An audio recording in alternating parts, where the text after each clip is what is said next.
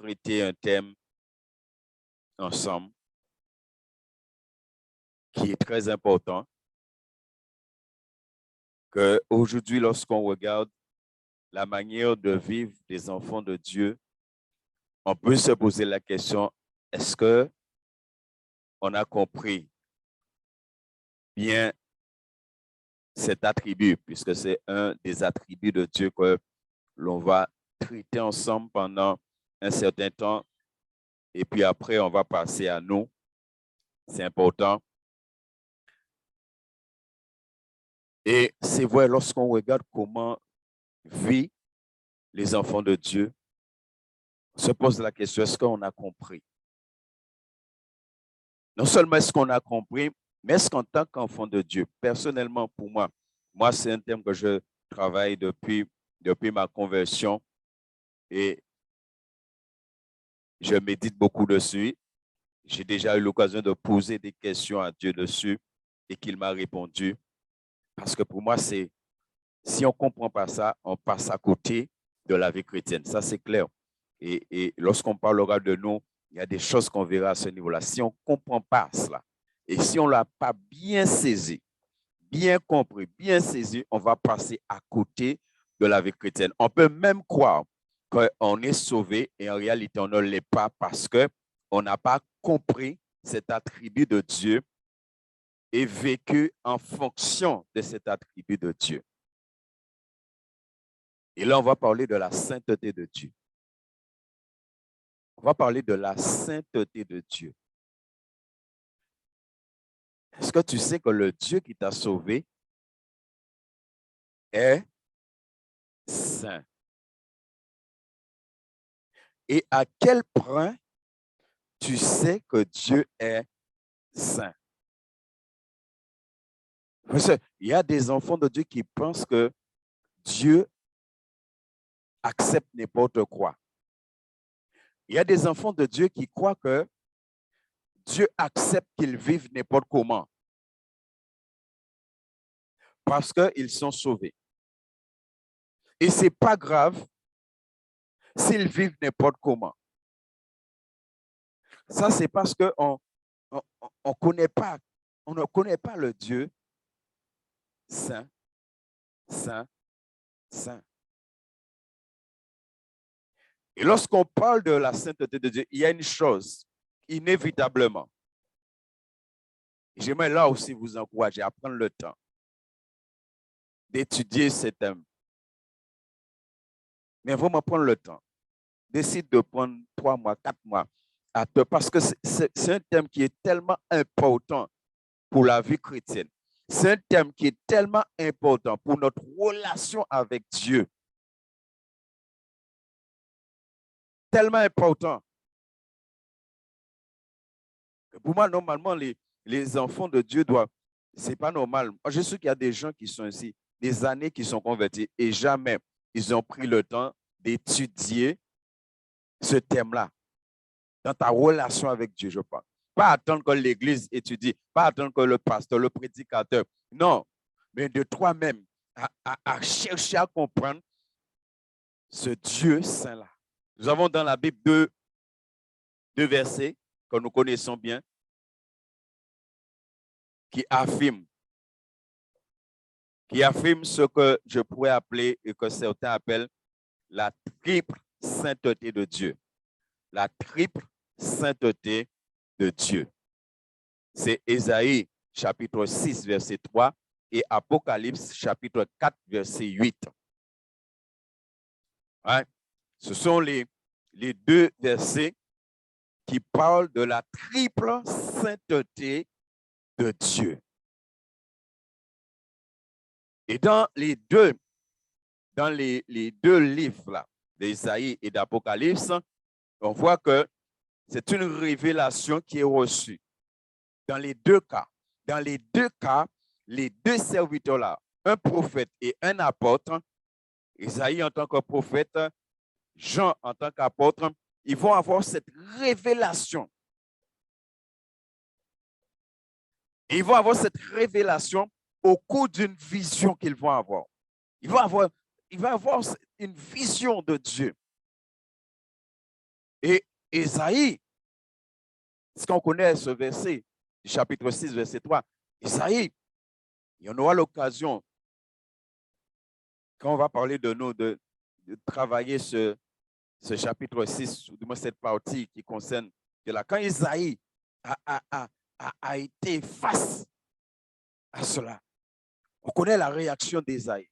Ésaïe même a été saisi de frayeur, saisi de peur. À tel point, Ésaïe va dire, malheur à moi. N'est-ce pas? Au verset 5. C'est le verset 3 qui nous concerne. On nous dit, ils criaient l'un à l'autre. Si vous lisez le verset précédent, le verset 2, il est question de séraphins. Des séraphins qui étaient là avec des ailes qui couvraient leurs pieds, mais aussi qui couvraient leur face. Déjà là, on a un élément. Les séraphins sont dans la présence de Dieu, mais leurs ailes couvrent leur face vis-à-vis de la gloire de Dieu, la sainteté de Dieu. Parce que je vous dis ça, c'est important de comprendre la sainteté de Dieu.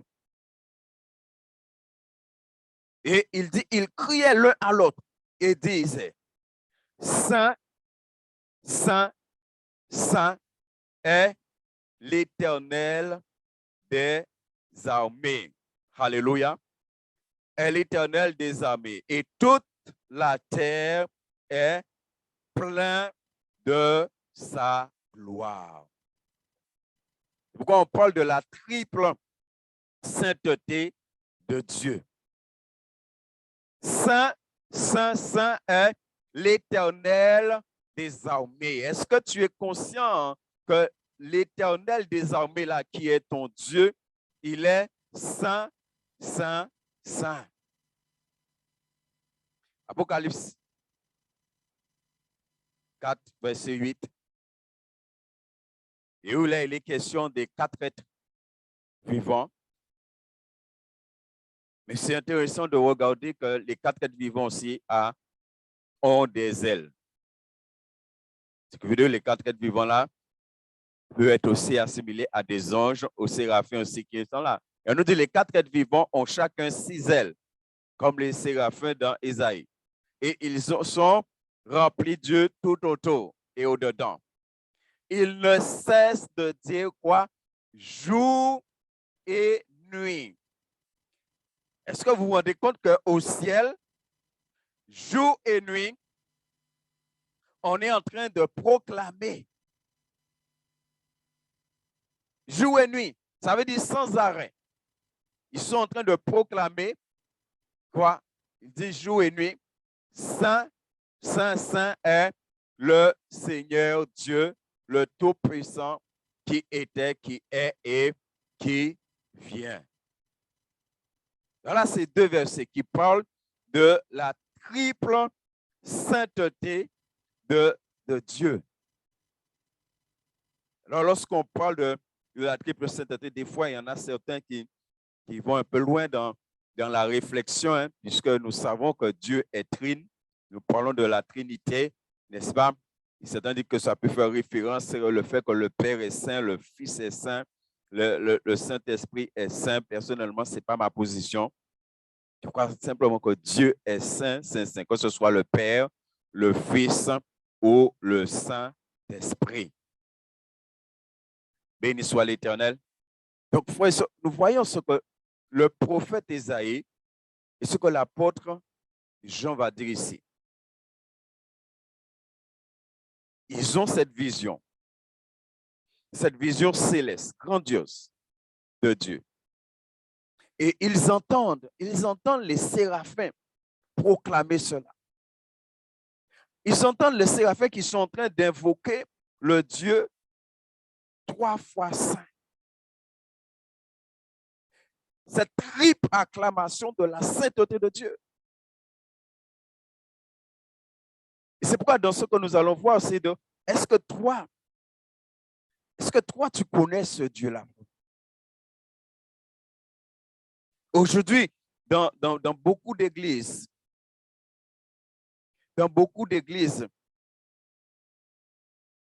Il est devenu difficile de parler du péché dans beaucoup d'églises.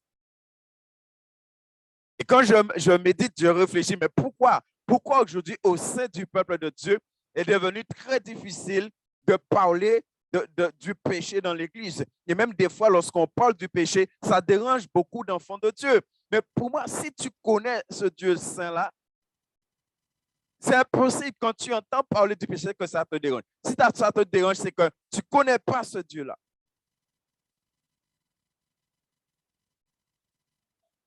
Parce que j'ai déjà donné plusieurs fois ce témoignage. Parce que moi, il y a des choses que je veux comprendre de Dieu. Je veux que l'Esprit de Dieu me parle. Je veux que Dieu me parle. Et quand j'ai voulu savoir, parce que quand je l'ai lu dans la Bible, quand j'ai lu un certain nombre de choses dans la Bible, et quand j'ai vu que le Dieu là que je dis, que je connais, que je sais, ce Dieu-là ne joue pas. Est-ce que tu sais, Dieu ne joue pas avec sa sainteté? Est-ce que tu sais ça? Il y a un verset dans la Bible qu'on ne donne pas beaucoup d'importance. Dans Corinthiens, il dit que Dieu détruit celui qui détruit quoi? Est-ce que vous connaissez ce verset? Est-ce que vous avez déjà pris le temps de méditer sur ce verset? Dieu détruit celui qui détruit son temple. Pourquoi Dieu détruit celui qui détruit son temple? Est-ce qu'on prend le temps de réfléchir, de méditer, d'avoir la révélation du Saint-Esprit? Le temple est quoi? Le temple est comment?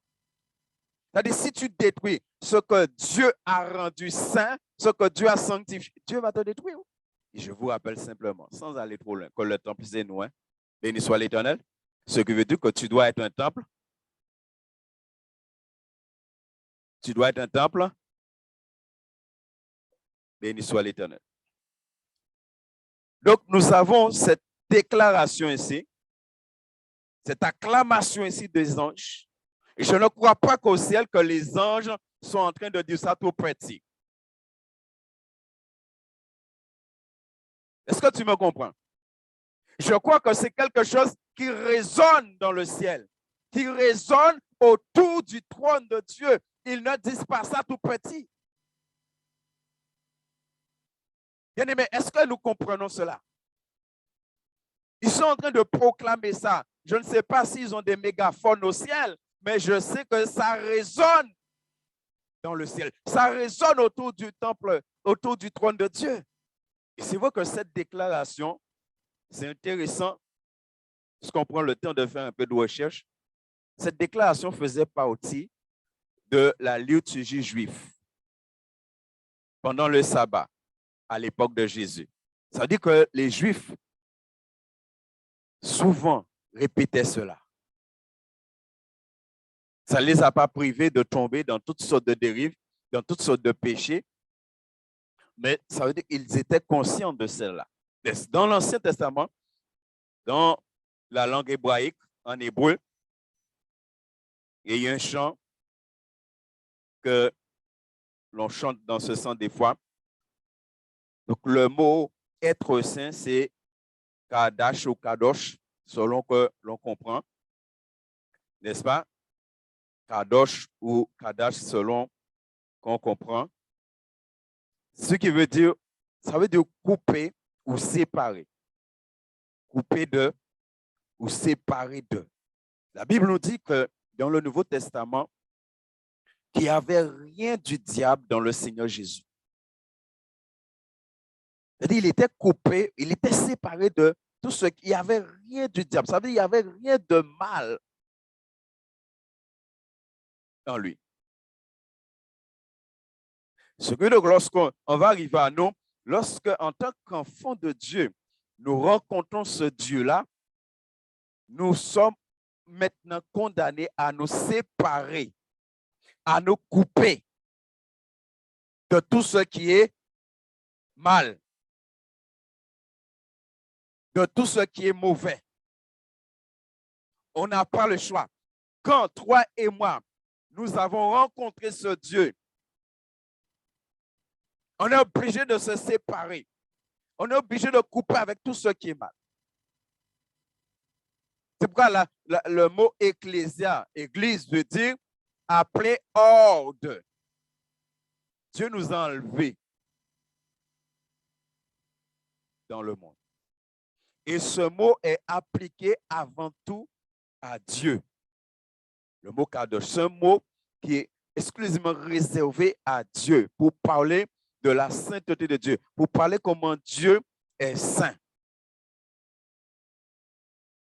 Dans le Nouveau Testament,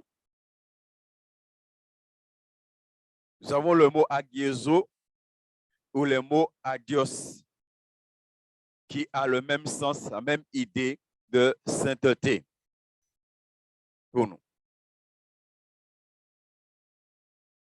Et bien aimé, je vais vraiment beaucoup insister parce que si Dieu nous permet de traiter cela après que nous ayons eu ce temps, et on aura l'occasion de parler encore de l'onction parce que c'est important. Quand Dieu bénit, quand Dieu te bénit, chaque fois que Dieu te bénit, ça doit t'amener à faire un pas dans la sainteté. Et souvent, ce qui arrive, Dieu bénit, mais on reste dans nos péchés. Et c'est là que tu peux perdre le fruit de la bénédiction que Dieu t'a donné. C'est pourquoi je crois que si, après un tel temps, Dieu veut qu'on parle de cela, Dieu veut qu'on parle combien il est saint, ce n'est pas sans raison. Et encore une fois, par la grâce de Dieu, nous allons essayer de ne pas aller trop vite.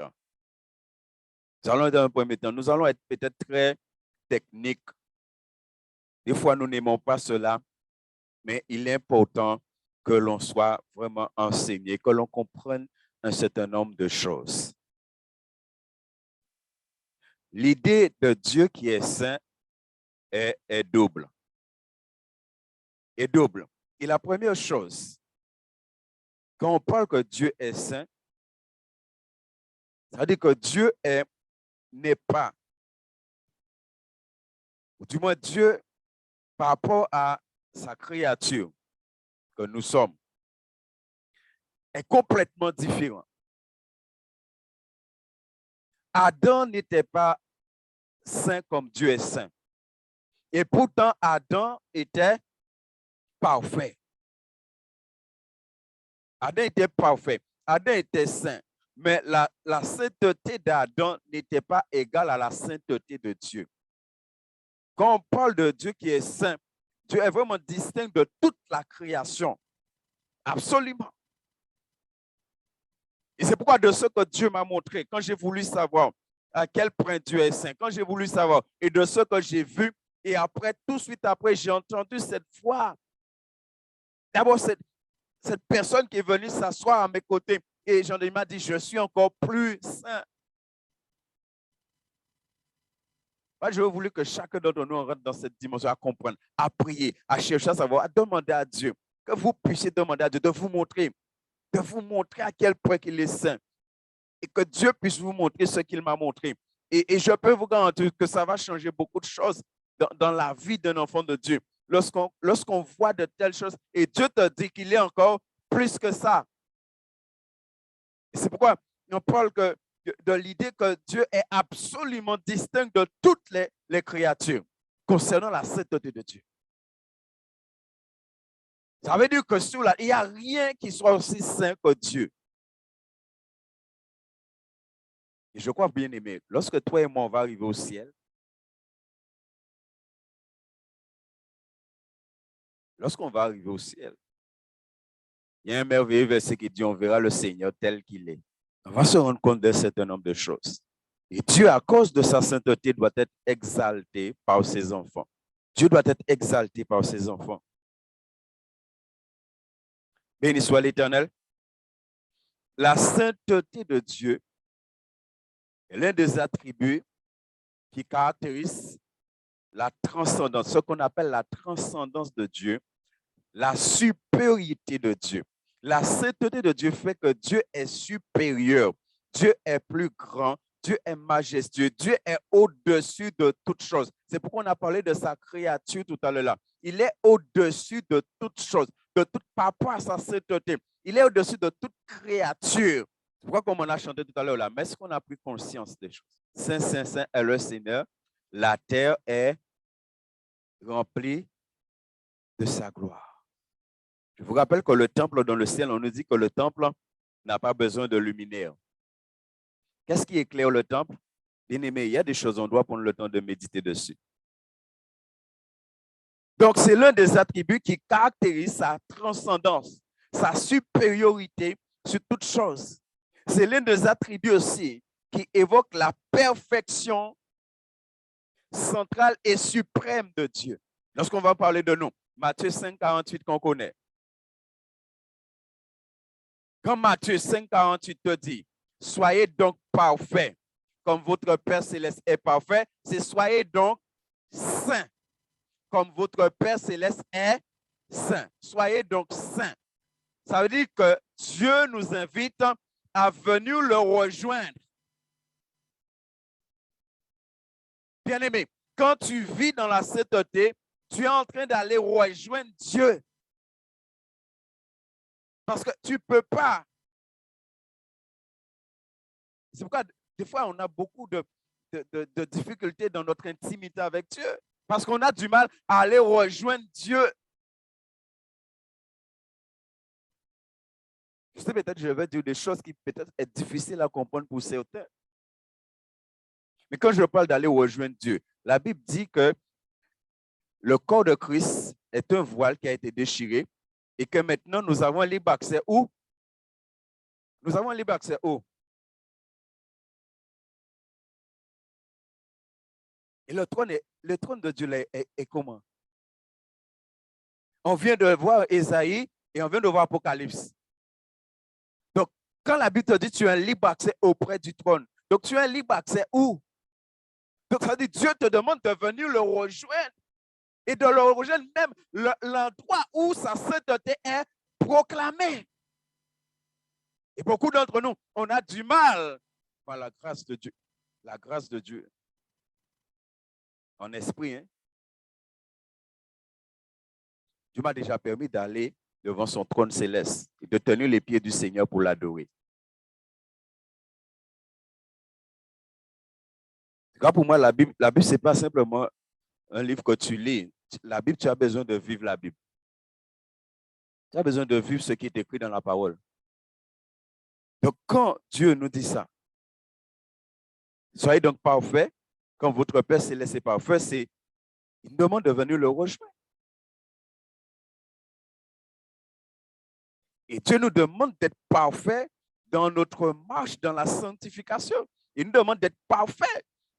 Si Dieu te demande d'être parfait dans ta marche, ce qui veut dire que Dieu t'a donné ce qu'il faut pour que tu sois parfait dans ta marche dans la sainteté. Ce qui veut dire qu'un enfant de Dieu peut marcher parfaitement dans la sainteté.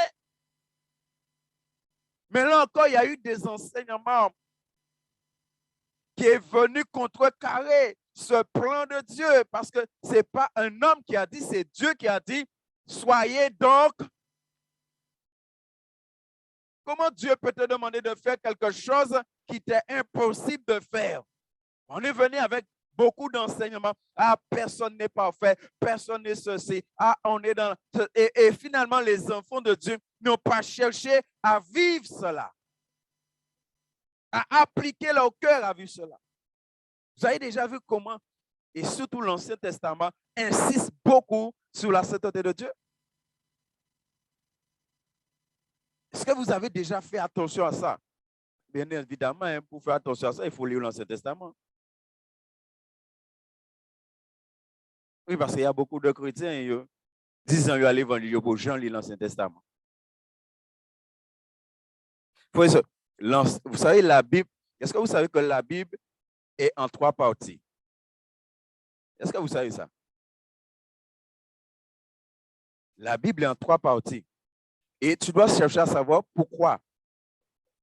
Tu as l'Ancien Testament, tu as les 4 évangiles et tu as les lettres et les épîtres.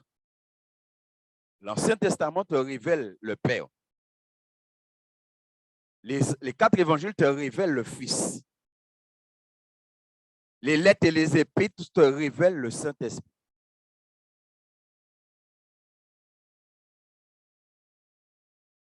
Béni soit l'Éternel. Si tu veux savoir qui est Dieu le Père, ne va pas dans le Nouveau Testament. Parce que le Nouveau Testament ne parle pas beaucoup. Et même au niveau de la sainteté de Dieu, nous allons le voir. Le Nouveau Testament ne parle pas beaucoup de la sainteté de Dieu. Le Nouveau Testament te parle de la sainteté du Fils et du Saint-Esprit, et plus du Saint-Esprit. Parce qu'il y a beaucoup plus de livres. N'est-ce pas? Le Nouveau Testament met beaucoup l'accent sur la sainteté du Saint-Esprit. Et on a l'occasion de parler de cela. Donc la Bible insiste beaucoup, et surtout l'Ancien Testament insiste beaucoup sur cet attribut de Dieu, sur la sainteté de Dieu. Lorsque les deux fils d'Aaron qui ont amené le feu étranger, pourquoi le feu va sortir du ciel et va venir les tuer? La sainteté de Dieu. Quand on parle de cet attribut de Dieu, de la sainteté de Dieu, cela concerne tout ce qui peut être attribué à Dieu. Quand on parle de la sainteté de Dieu, ça concerne tout ce qui peut être attribué à Dieu. Tout ce que l'on attribue à Dieu est saint. Béni soit l'Éternel. La colère de Dieu est une colère qui est... Parce que la colère de Dieu est sans péché. La bonté de Dieu est sainte. Nous pouvons pécher par bonté. Hein? Non, non. Est-ce que tu sais, tu peux pécher par bonté? Mais Dieu ne pêche pas par bonté. Béni soit l'Éternel. Dieu ne pêche pas par bonté. C'est pourquoi dans la Bible, il y a un verset qui dit Dieu ne fait pas d'acception de... Je vous ai déjà dit ça, et moi, un jour, j'ai fait comme David. Hein. Vous savez, lorsque Dieu a tué le serviteur là, David fait colère contre bon Dieu. Il dit, bon Dieu, pourquoi tu es Bougla? Bougla qui a fait un bon geste là, tu es. Moi, je vous dis, bon Dieu, on ne va pas comprendre vous. Sinon, l'homme, si la tête mérite en faveur, c'est bien Moïse. Et Bougla péché en foi. En foi, Bougla péché. Pourquoi nous dire Bougla pas rentrer? Moi, je dis, bon Dieu, on ne va pas comprendre vous. Ou trop raide de vous. Non, mais on dit, bon Dieu, ça. Hein? On dit, bon Dieu, tu es pas Bougla en faveur. Et puis, j'ai vu dans la Bible, Dieu a parlé à Moïse et Dieu dit à Moïse, je ne fais pas. Il avait déjà parlé pour Moïse. Il a dit à Moïse, je ne fais pas d'acception de personne. Il a dit, Dieu juge tout le monde. Parce que nous, le pasteur, par exemple, nous, le pasteur, pour eux, ils peuvent vivre n'importe qui gens, ils peuvent pas dire, mais les membres de l'église, si ils peuvent vivre n'importe qui gens, ils peuvent dire, ah, vous pouvez sauver. Comme si Tita a fait que bonté à bon Dieu envers eux sans sainteté à bon Dieu. Non, Dieu ne pêche pas par bonté. La bonté de Dieu est la grâce de Dieu est ça. La justice de Dieu. Et quand on parle de la sainteté, c'est ça. Tout ce qui concerne Dieu. Tout ce qui concerne, c'est très important de comprendre ça. Tout ce qui concerne Dieu est saint. C'est pourquoi on ne va pas rentrer au ciel si on ne marche pas dans la sainteté. C'est impossible. Tout le monde qui est à l'église, tout chrétien qui est là et qui a pensé que il peut vivre n'importe quel jeu contre le ciel, il est dans l'erreur, il est dans le mensonge. D'ailleurs, la Bible est claire, hein? On verra ce verset, hein? Hébreu 12, 14. Sans la sanctification. Donc, tout ce qui concerne Dieu est saint. Et quelqu'un a dit, par rapport à cela, c'est pourquoi on peut appeler Dieu sainteté, majesté. Sainteté, majesté. Priez pour qu'un jour tu te trouves face à la sainteté de Dieu. pour comprendre un certain nombre de choses. Exode chapitre 15, verset 11. Nous allons lire quelques versets. Et après 1 Samuel 2, 2. Exode 15, 11. 1 Samuel 2, 2. Isaïe 57, 15. Osée 11, 9. On va lire ces versets. Ça aurait été bien que chaque personne se mette debout, quelqu'un mette debout et lit ces versets. Nous sommes tellement habitués avec l'écran. Nous, on est 6 là et puis c'est l'écran, nous, qu'on attend, n'est-ce pas? Nous aussi habitués. Hein? Nous avons un verset, on va lire debout et on va lire tout gosier. Béni soit l'Éternel. C'est important. On va marcher toujours avec la Bible. On ne va pas parler des portables, hein? Parler des Bibles. Hein? Béni soit l'Éternel. Exode 15, 11. Magnifique. Hein? Il est comment notre Dieu? Il est. Dis ça à ton âme. Proclame ça à ton âme. Que Dieu est magnifique en sainteté. Alléluia. Le Dieu que tu aimes là, le Dieu que tu sers, il est magnifique en sainteté. Sa sainteté resplendit. Il faut qu'on, vous comprenez pourquoi la Bible dit, et Dieu là encore, Dieu a dit ça à Moïse, hein, quand Moïse a dit à Dieu, et moi, quand j'ai lu ça là, ça m'a fortifié tellement. Moïse dit à bon Dieu, en vrai, béni soit l'Éternel.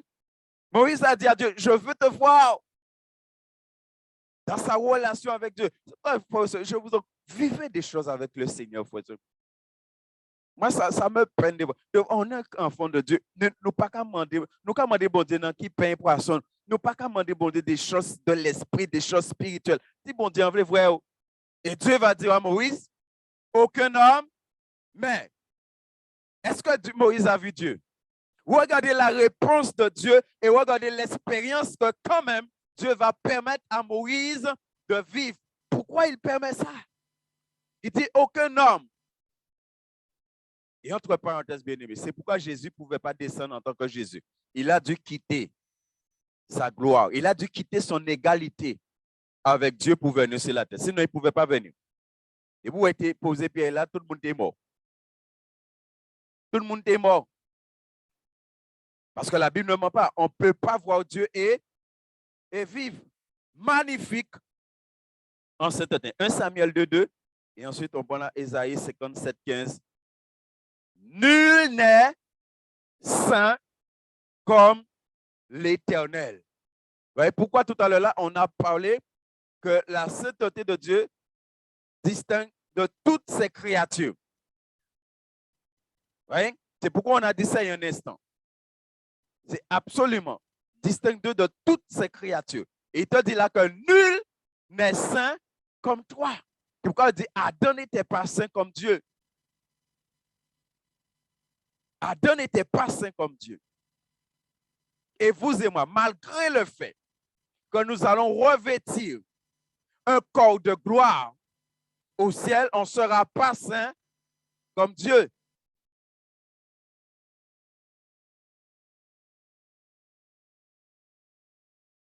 Béni soit l'Éternel. Il n'y a point d'autre Dieu que toi, il n'y a point de rocher comme toi. Ésaïe 57, 15. Car ainsi parle le Très-Haut, dont la demeure est éternelle et dont le nom est.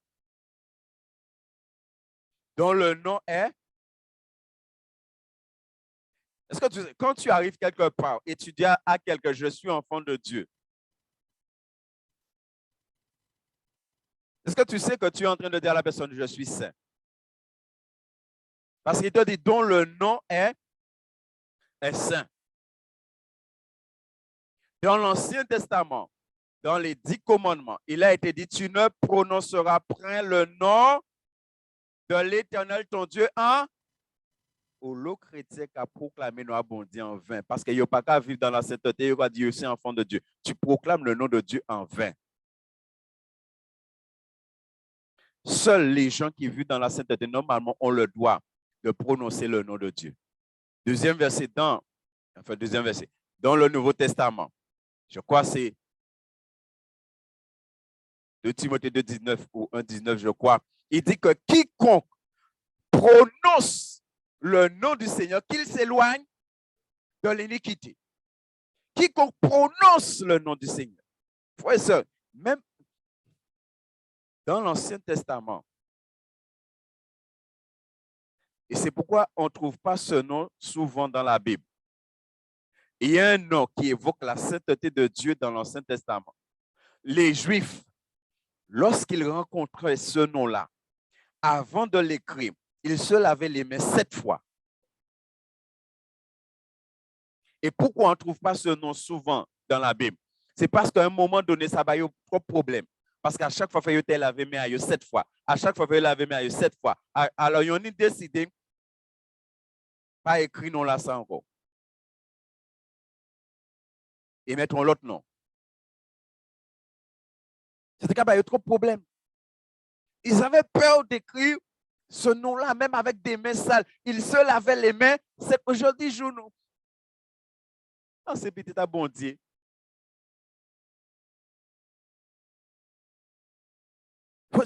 Même le fait de prononcer le nom de Dieu doit nous éloigner du péché. On a le temps de travailler, c'est qu'on va arriver à nous. Là, on parle du Seigneur. Béni soit l'Éternel. Osée 11:9. Je n'agirai pas selon mon ardente colère. Je renonce à détruire Ephraïm, car je suis Dieu et non pas un homme. Je suis le Saint au milieu de toi. Je suis le Saint au milieu de toi. Frères, nous verrons pourquoi la Bible nous dit, en Éphésiens en particulier, d'autres passages aussi, mais surtout en Éphésiens en particulier, qui dit qu'il y a des choses qui ne doivent même pas être mentionnées parmi nous. Il y a des choses qui ne doivent même pas être mentionnées. Et je dis, Dieu n'a pas même mentionné, il est au milieu de nous-mêmes. Et la Bible dit, ça devait même, ça veut dire, il y a des choses qu'on ne devait même pas parler en tant qu'enfant de Dieu. Frères, il faut connaître à quel point Dieu est saint. Tu dois connaître ce Dieu-là. Si tu ne le connais pas, tu risques de passer à côté de l'éternité. Simplement parce que tu n'as pas appliqué ton cœur à rechercher, à savoir comment ton Dieu-là. C'est pourquoi pour moi, ce n'est pas possible qu'un enfant de Dieu ne travaille pas ce thème-là pour sa relation avec Dieu, pour sa vie, pour même ton salut. Il en parlera. Hein? Peut-être à la rentrée, parce qu'on va prendre le temps de vraiment de parler de la sainteté de Dieu. Parce qu'on parlera de la sainteté du Père, de la sainteté du Fils, de la sainteté du Saint-Esprit, pour montrer qu'il n'y a pas de différence. On prendra le temps de travailler cela en profondeur par la grâce de Dieu. Parce que c'est important. La sainteté est la perfection la plus essentielle en Dieu. La sainteté est la perfection la plus essentielle en Dieu. Dieu, et notez ça bien, frères et sœurs, Dieu n'est plus Dieu s'il n'est pas saint. Dieu n'est plus Dieu s'il n'est pas saint. Et c'est pourquoi toi aussi, si tu n'es pas saint, tu n'es pas enfant de Dieu. Je répète, Dieu n'est plus Dieu s'il n'est pas saint. C'est la sainteté de Dieu qui fait qu'il est Dieu. Et qu'il n'y a point d'autre que lui. Et c'est pourquoi on a vu, en dehors de Dieu, ça n'existe pas. La sainteté existe qu'en Dieu seul. Et c'est pourquoi c'est lui seul qui peut communiquer la sainteté à l'homme. C'est pourquoi quelqu'un peut faire tout le bien. Quelqu'un peut faire tout le bien qu'il veut sur la terre. Ça n'a pas qu'à sauver. tout temps, bon Dieu, pas communiquer au sainteté et pour vivre en fonction de sainteté qui est communiqué. Et c'est pourquoi c'est là où vous communiquer au sainteté ou obligé de vivre dans la sainteté si vous voulez une relation avec. Est-ce que nous comprenons cela, frère? La sainteté de Dieu nous montre. C'est pourquoi si Dieu ne nous communique pas cela, c'est impossible d'être accessible à Dieu. La sainteté de Dieu, c'est l'inaccessibilité absolue de Dieu. C'est pourquoi tu ne peux pas aller dans la présence de Dieu si Dieu ne t'a pas communiqué sa sainteté. Tu ne peux pas aller dans la présence de Dieu. Tu ne peux pas être dans la présence de Dieu si Dieu ne te communique pas sa sainteté. Pourquoi vous et moi, nous pouvons être dans la présence de Dieu? C'est parce qu'on a le Saint-Esprit. Mais celui qui a des esprits impurs, est-ce qu'il peut être dans la présence de Dieu? La sainteté de Dieu, c'est ce qui fait que Dieu est tout-puissant. Et la toute-puissance absolue de Dieu. La sainteté de Dieu, c'est ce qui fait que la toute-puissance absolue de Dieu. C'est ce qui fait que Dieu règne sur toutes choses. Et on doit parler de ce qu'on appelle l'aspect éthique de la sainteté divine, qui est lié à ce que j'ai dit précédemment, à la sainteté majesté de Dieu. On doit parler de ça, de l'aspect éthique de la sainteté divine. Parce qu'à la fois, la sainteté de Dieu fait qu'on n'a pas accès à Dieu, mais à la fois aussi, il y a l'aspect éthique de la sainteté de Dieu qui permet que toi et moi, nous pouvons avoir accès auprès de Dieu. Et quand on parle de la sainteté éthique de Dieu, on parle de la séparation du mal. Et quand on parle du mal, du péché ou du péché. La séparation du mal moral ou du péché. C'est ce qu'on appelle la sainteté éthique de Dieu. Parce qu'en dehors de ça, l'homme ne peut pas avoir de contact. Nous connaissons Romains, ils disent tous ont péché et sont privés. Ils sont privés. Ils sont privés de la gloire de Dieu. Je vous rappelle que Ésaïe, c'est la gloire de Dieu qu'il a vue et qui s'est retrouvé devant la sainteté de Dieu et il a dit, malheur à moi. Il faut connaître la Bible, hein? Et la Bible équilibre toutes choses. Par rapport à sa sainteté, quand on parle de l'éthique, de la sainteté éthique de Dieu, par rapport à sa sainteté, en vertu de sa sainteté, Dieu ne peut pas avoir de relation avec le péché, avec le mal. Job, on va prendre Job 34, verset 10 et Habakkuk 1, 13. Donc, Dieu ne peut pas avoir aucun rapport avec le mal. Aucun même.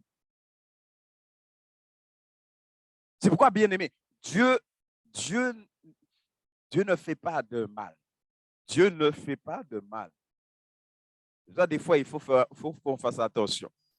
Des fois, nous devons arriver, non? Et bien, nous allons parler comme si c'est bon Dieu. Il faut faire attention. Écoute-moi donc, homme de sens. Loin de Dieu, l'injustice. Loin du Tout-Puissant, l'iniquité. Vous voyez? Il dit loin de Dieu, l'injustice. Nous connaissons un peu le contexte de Job. Hein? Habakkuk 1,13 que nous connaissons bien. Il te dit, les yeux de l'Éternel, oh, tes yeux sont trop purs pour voir le mal. Et tu ne peux pas regarder l'iniquité. Ça doit nous rappeler quelque chose. Père, pourquoi? Voilà le pourquoi. Voilà le pourquoi que le Père, à un moment donné, le Père l'a abandonné. Parce qu'il est dit, et tu ne peux pas regarder. Le père ne pouvait pas continuer à le regarder, à être là avec lui. Il ne pouvait pas. Alors le père est parti.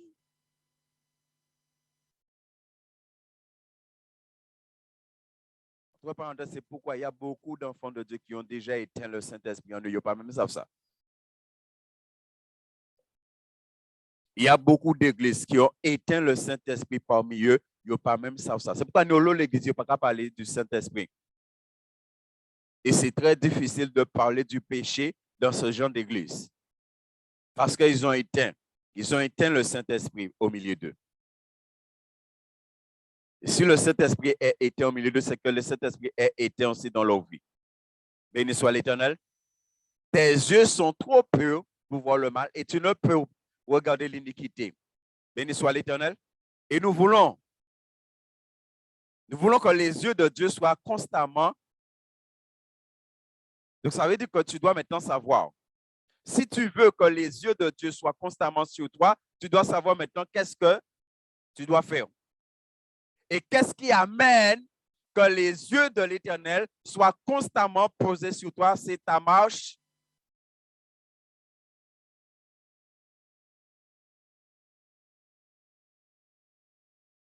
Vous savez, le Seigneur m'a repris sur quelque chose. Et bien évidemment, j'ai pratiqué ça. Et nous ici aussi, hein, des fois, on le pratique. On le pratique. Et un jour, l'Esprit de Dieu, le Seigneur est venu me parler de ça. Il m'a fait comprendre un certain nombre de choses. Frères et sœurs, il y a des chrétiens qui ont quitté l'Église et qui ne vont pas revenir. Et quand je dis le Seigneur m'a repris, il m'a repris sur le fait des fois, nous allons dire, on va prier pour les rétrogrades pour que Dieu les ramène. Ce n'est pas tous les rétrogrades qui vont revenir. Il y en a qui ont été trop loin. Il y en a qui ont été trop loin dans leur abomination. Ils sont entrés trop en profondeur. Il y en a qui quittent l'Église et qui simplement restent chez eux. Hein. Mais ils ne vont pas mener une vie vraiment de débauche de ceci, de cela. Mais il y en a qui vraiment ils tombent dans la débauche, dans tout ça. Même si tu pries pour eux, Dieu ne va pas les ramener. Ça, c'est ce que l'Esprit de Dieu est venu m'interpeller. C'est pourquoi maintenant, quand je prie pour les rétrogrades, je sais comment prier. Il y a des choses que j'ai changées dans ma prière. Ce que je vous dis, peut-être nous aurons l'occasion de le voir ensemble. L'Épître aux Hébreux l'enseigne de manière claire. Hein? Il y a des personnes, des chrétiens même. La Bible te dit, même s'ils se repentent, leur repentance, là, Dieu ne va pas les entendre. Parce qu'ils ont été trop loin. Ils ont souillé le sang par lequel ils ont été sanctifiés. Ils ont profané le sang par lequel ils ont été sanctifiés. Ils l'ont profané. Pourquoi? À cause de la sainteté de Dieu. C'est pourquoi je vous dis, on a besoin de comprendre à quel point Dieu, il est saint. Tu dois connaître la sainteté de Dieu. Qu'est-ce que Job et Habakkuk est en train de nous dire? Ils sont en train de nous indiquer la pureté majestueuse de Dieu ou la majesté éthique. C'est pourquoi on a parlé de l'aspect éthique de la sainteté de Dieu. C'est de ça qu'il parle là, de la pureté majestueuse de Dieu.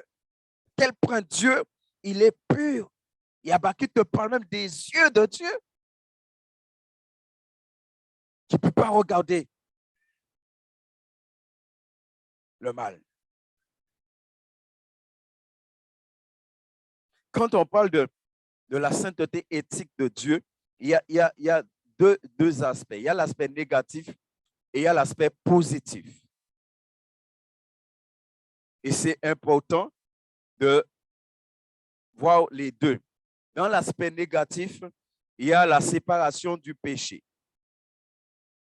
Ça, c'est l'aspect négatif de l'éthique, de la sainteté éthique de Dieu. La séparation du péché. Et il y a l'aspect positif, du moins contenu positif, c'est celui de l'excellence morale ou de perfection éthique. Et c'est là encore, cela rejoint Matthieu 5, 48. Ou Hébreux 12, 14. Sans la sanctification, nul ne verra le Seigneur. Il y a l'aspect de l'excellence morale. Pourquoi on parle de l'excellence morale? Un chrétien qui vit, qui vraiment applique son cœur à vivre dans la sainteté, il atteint cette excellence morale qui fait que maintenant, cette personne-là est agréable à Dieu et agréée par Dieu pour entrer au ciel. Est-ce que vous comprenez? C'est important que vous puissiez me comprendre. Hein? Normalement, si vous avez le Saint-Esprit, vous devez me comprendre. Il y a les deux aspects. Il y a un aspect négatif. Quand on parle d'aspect négatif, ça veut dire que il y a parce que quelqu'un qui vit dans la sainteté, tu souffres. Oui ou non? Tu n'es pas d'accord? Donc, ça veut dire qu'ils n'ont pas qu'à souffrir. Vivre dans la sainteté, c'est un combat. Vivre dans la sainteté, c'est un dépouillement. On vit dans un monde immoral. Ce qui veut dire qu'on a un combat à mener à tout instant, à tout moment. On vit dans un monde immoral, dans un monde de ténèbres.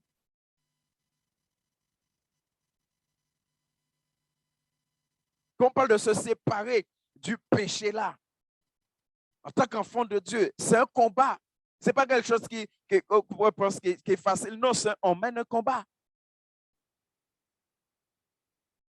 Parce que la Bible dit on est environné. L'Épître aux Hébreux le dit. Hein? Nous sommes environnés du mal. Et la Bible te dit même le péché qui nous atteint si, la Bible dit, si facilement. Et quand le péché t'atteint là, qu'est-ce que tu fais? Tu vas souffrir dans la repentance. Les chrétiens, pas qu'à souffrir là, qu'à repentir là, ça c'est des mauvais chrétiens. Ils ont qu'à répondre, qu'à repentir. Non, ça c'est mauvais chrétien. Et quand on nous dit, on va couper, on va couper, ça veut dire. Il ne va sentir rien. Eh bien, les chrétiens comme ça. Là où il y a péché, ils ont qu'à répondre, qu'à repentir, ils vont devant bon Dieu. Non, il doit avoir un déchirement, il doit avoir quelque chose dans ton cœur. Parce que tu as péché contre le saint. Tu as péché contre le saint. Non. Il n'y a chrétien qui a craché si bon Dieu. De toute façon, je vous dis, hein, chaque fois que toi et moi, nous péchons, nous crachons sur Christ. C'est pourquoi des fois même, on doit pleurer dans la repentance. On doit pleurer, on doit verser des larmes. Chaque fois que nous péchons, nous crachons sur Christ. Nous crachons sur le sacrifice de Christ. Donc, il y a cet aspect négatif dans la sainteté éthique et il y a l'aspect positif, l'excellence. C'est-à-dire, la sainteté t'amène dans une excellence de relation avec le Seigneur. Et d'ailleurs, c'est la sainteté qui va te permettre d'entrer au ciel. En tout cas, l'Épître aux Hébreux le dit, sans la sanctification, personne. Ça veut dire, si tu ne rentres pas dans cette excellence-là, ça veut dire que nous sommes appelés en tant qu'enfants de Dieu de connaître les deux, l'aspect négatif et l'aspect positif de la sainteté. On est appelé à connaître les deux. Si tu connais un seul, il y a un problème. Dans ta relation avec Dieu, c'est les deux. Pourquoi dès que tu pêches, tu viens, tu te repens tout de suite. Tu rentres dans la repentance. Et le Saint-Esprit t'amène à aller plus loin. Et quelqu'un a écrit à ce sujet que la sainteté éthique se révèle pour l'homme par un sentiment d'impureté, de conscience du péché. C'est pourquoi quand on a commis un péché, il doit y avoir ce sentiment en nous, ce sentiment d'impureté, se sentir sale. Est-ce que vous vous sentez sale quand vous péchez? Est-ce que vous vous sentez sale quand vous dites une mauvaise parole? Est-ce que vous vous sentez sale quand vous avez un regard qui n'est pas bon? L'autre croisé, l'autre là. Est-ce que vous vous sentez sale? Ou bien vous regardez un coin asier? De toute façon, dans le spirituel, et il faut connaître ça. Dans le spirituel, la Bible te dit, quand tu pêches, la robe que Dieu t'a donnée, tu es en train de le salir. Béni soit l'Éternel. Et alors, on va prendre les choses simples.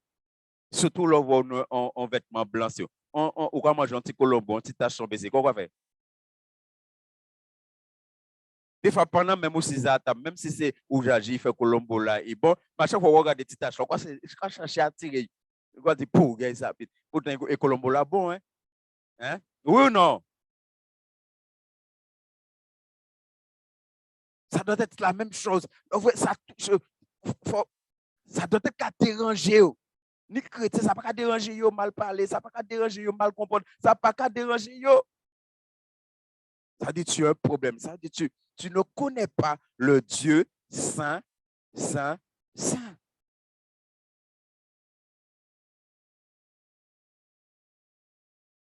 Béni soit l'Éternel. Isaïe 6,5 pour parler de ça. Quand il te parle que cela révèle pour l'homme un sentiment d'impureté, de conscience de péché. Isaïe 6,5. Regardez ce que cela arrive ici. Isaïe dit, on a lu le verset 3. Il dit, alors je dis, regardez ce sentiment que cela va éveiller chez Isaïe. Ça va révéler chez Isaïe. Il dit, alors je dis, quoi? Malheur à moi. Je suis perdu. Quand je suis un homme dont les lèvres sont... Est-ce que vous voyez ce qu'Isaïe a dit? Et c'est intéressant là. Isaïe est face à cette vision de la gloire de Dieu, de la sainteté de Dieu. Et Isaïe va avoir ce sentiment d'impureté, ce sentiment de péché. Sa conscience là va le travailler. Et non seulement ça, Isaïe dit, j'habite au milieu d'un peuple dont les lèvres sont impures et mes yeux ont vu. C'est pourquoi je dirais encore ce soir, il faut qu'on fasse attention à certains chants qu'on chante. Des fois, dans toute qualité de fonctionnement, on va dire, Seigneur, fais-moi voir. Vous savez, si moi et vous, on est en vie, c'est parce que Jésus, moi, j'ai cherché à savoir. Parce qu'encore une fois, je ne fais pas que lire la Bible, je cherche à savoir. La Bible dit que nous avons un avocat au ciel. Quand j'ai lu ça, j'ai cherché à savoir pourquoi Jésus est un avocat au ciel. Il est déjà mort ressuscité, normalement. On n'a pas besoin d'un avocat. Il a déjà accompli le sacrifice parfait. Pourquoi après le sacrifice parfait, on a quand même besoin d'un avocat au ciel? Et à chaque fois que le souverain juge proclame une sentence, l'avocat lève sa main et l'avocat intercède. Et le juge. C'est pourquoi Moïse, c'est un type de Christ. Et il faut comprendre la Bible. Quand il te dit à chaque fois, le peuple péchait, Moïse intercédait, on te dit Moïse a obtenu la faveur de Dieu. Aujourd'hui, ça c'est Christ. C'est pourquoi toi et moi, on est encore en vie. Sinon, ça fait longtemps que bon Dieu t'a fait une bataille par rapport à sa sainteté. Et c'est pourquoi tu dois bénir ton avocat au ciel. Là. Tu dois le bénir tous les jours. Parce qu'il y a des chrétiens, tous les jours, là, il est en train de plaider. Cet avocat-là, heureusement, il paraît dormir. Tous les jours, il plaide. Il plaide des causes au ciel. Il a plaidé des causes or et causes en main. Tous les jours. Et tu dois le bénir pour cela. Est-ce que nous sommes, on vit notre vie chrétienne, on n'est même pas conscient de ces choses-là. On n'est même pas conscient de ces choses-là. Pourquoi? Parce qu'on est là, on vit notre vie. Nous pas même qu'à réfléchir à ce qui a passé au ciel. Nous, on est là, nous pas vivre en nous, nous pas vivre en nous. Nous pas qu'à réfléchir à ce qui a passé au ciel. Et même là, nous, quand les Bibles, nous pas qu'à laisser la Bible transporter nous au ciel. Il y a des choses quand tu lis dans la Bible, tu dois laisser la Bible te transporter au ciel. Béni soit l'Éternel. Quelqu'un a dit par rapport à ce sujet, l'homme, dans son impureté naturelle, n'est pas digne de se tenir dans la présence du Saint. Et pourtant, Ésaïe, c'est un prophète et pas n'importe quel prophète. C'est un prophète. Et même en qualité de prophète, devant la sainteté de Dieu, pour lui, c'est la mort qui l'attendait. C'est pourquoi il dit tout à l'heure, quand tu as péché, comment tu viens te repentir? Avec quel cœur tu viens te repentir?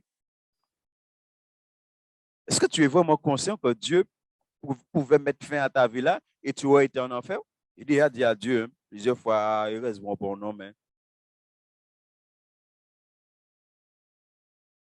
Un exemple, imaginez un chrétien même, bon, un exemple, sur moi, on passe là, il peut commettre bon fornication, bon Dieu regarder, bon Dieu ça, avec ça là, bon Dieu pas jouer.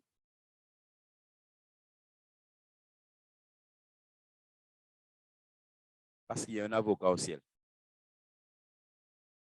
Même pendant qu'on fait ça, l'avocat a plaidé bon. Et pourtant, il y a la quoi, hein? Frères et sœurs, on a sujet de bénir Dieu. Hein? Alléluia. La sainteté de Dieu, on va arrêter sur cette phrase pour ce soir. La sainteté de Dieu est révélée dans la loi morale implantée d'une part au cœur même de l'homme et aussi parce que la Bible nous parle de conscience et aussi parlant à sa conscience. Donc, d'une part, au cœur même de l'homme, parlant à sa conscience, et d'autre part, plus particulièrement, dans la révélation spéciale de Dieu. Donc, la sainteté de Dieu est révélée dans la loi morale, implantée d'une part au cœur même de l'homme. Dans Jérémie et Ézéchiel, Dieu dit en parlant de la venue du Saint-Esprit qu'il va graver sur nos cœurs la loi. Là encore, les deux tablettes là représentent le cœur de l'homme. C'est ça. Les deux tablettes dans l'Ancien Testament représentent le cœur de l'homme. Et quand le Saint-Esprit vient, il vient graver la parole dans nos cœurs. Et il dit d'autre part, plus particulièrement dans la révélation spéciale de Dieu. Tu as la Bible qui te révèle à quel point Dieu est saint, mais tu as besoin que le Saint-Esprit te révèle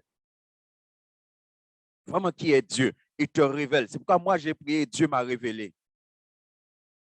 C'est pourquoi moi j'aime la Bible, frères et sœurs. Et je sais ce que la Bible dit, je peux le vivre cela. Non seulement cela est révélé dans la Bible, mais il peut y avoir une révélation spéciale du Saint-Esprit. Ce que j'ai vécu là, c'est une révélation spéciale du Saint-Esprit parce que je l'ai demandé. Et on a besoin de ce genre de révélation. Tu dois prier, dis Seigneur, fais-moi voir, fais-moi comprendre à quel point tu es saint, Seigneur, parce que je veux vivre dans la sainteté. Tu dois demander ça à Dieu. Et si tu le demandes sincèrement, le Saint-Esprit va te donner cette révélation qui va beaucoup t'aider à aimer ton Dieu, qui va beaucoup t'aider à marcher dans la sainteté comme Dieu demande.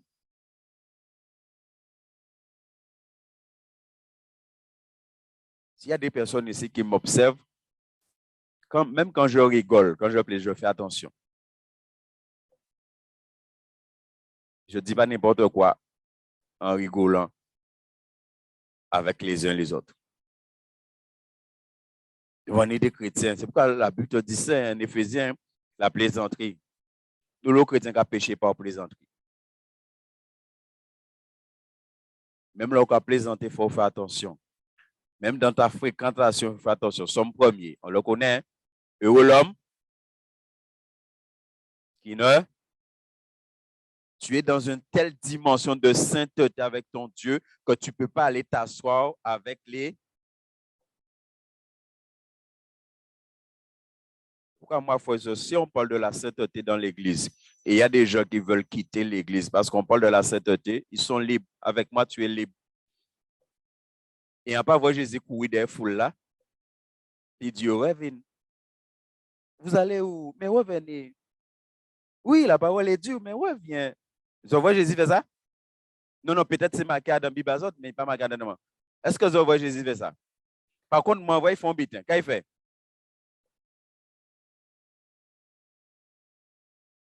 Vous avez lu ça? Est-ce que vous avez déjà cherché à savoir qu'est-ce que ça signifie? La foule l'a parti, il tourne vers les disciples et dit les disciples et les autres. Vous n'avez pas parti? C'est-à-dire, quand il s'agit de la parole de Dieu, il n'y a pas de sentiment dans la parole de Dieu. Il n'y a pas de sentiment quand il s'agit de la parole. Quand il s'agit de vivre comme la parole demande de vivre. Comme je dis à ici, il y a des fois, il y a des choses, je dis à Dieu, ou sur fois on dit ça, ou ça, il y a pour ça. Moi, je ne sais pas pour les autres prédicateurs, mais moi, des fois, je dis ça à Dieu, on a dit ça, on a dit, ou ça, il y a pour ça, ou connaît Dieu. Il faut que quand il s'agit de la parole de Dieu, c'est pourquoi la parole révèle qui est Dieu et la parole révèle la sainteté de Dieu. Et toi et moi, on doit bénir Dieu parce qu'il est saint. Est-ce que tu sais ça? Est-ce que tu sais que tu dois bénir Dieu parce qu'il est saint?